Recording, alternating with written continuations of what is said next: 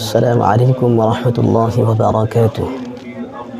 সম্মানিত দর্শক, আমরা প্রতিদিন মুআজ টিভি অফিসিয়ালে প্রতিদিনই রমাদানের এক একটি হাদিসের ভিডিও আমরা আপলোড করব। সেই ভিডিওগুলো দেখতে, হাদিসের ভিডিওগুলো দেখতে আপনারা আমাদের চ্যানেলটি সাবস্ক্রাইব করে পাশে থাকা বেল বাটনটি বাজিয়ে দিন। চলুন আমরা আর দেরি না করে আজকের আমরা হাদিস পড়ে আপনাদেরকে শোনাই। হাদিসটি হলো হযরত আবু হুরায়রা রাদিয়াল্লাহু তাআলা আনহু থেকে বর্ণিত।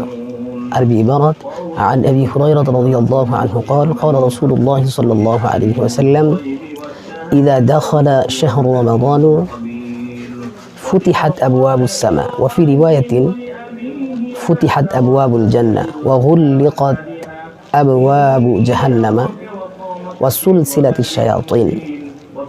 হাদিসের অর্থ হলো হযরত আবু হুরায়রা রাদিয়াল্লাহু তাআলা আনহু থেকে হাদিসটি বর্ণিত। রাসূল কারীম সাল্লাল্লাহু আলাইহি ওয়াসাল্লাম ইরশাদ করেন, যখন রমাদান মাস শুরু হয় তখন আসমানের দরজাসমূহ আল্লাহ তাআলা খুলে দেন। অন্য riwayate আছে যে জান্নাতের দরজাসমূহ খুলে দেওয়া হয় এবং জাহান্নামের দরজাসমূহ বন্ধ করে দেওয়া হয় আর শয়তানকে শিকলবন্দি করা হয়। তো আমরা আজকের এই হাদিসটি শুনলাম। আমরা প্রতিদিন একটি করে হাদিস শুনতে আমাদের এই চ্যানেলটি সাবস্ক্রাইব করে পাশে থাকা বেল বাটনটি বাজিয়ে দিবেন। আসসালামু আলাইকুম ওয়া রাহমাতুল্লাহি ওয়া বারাকাতুহু।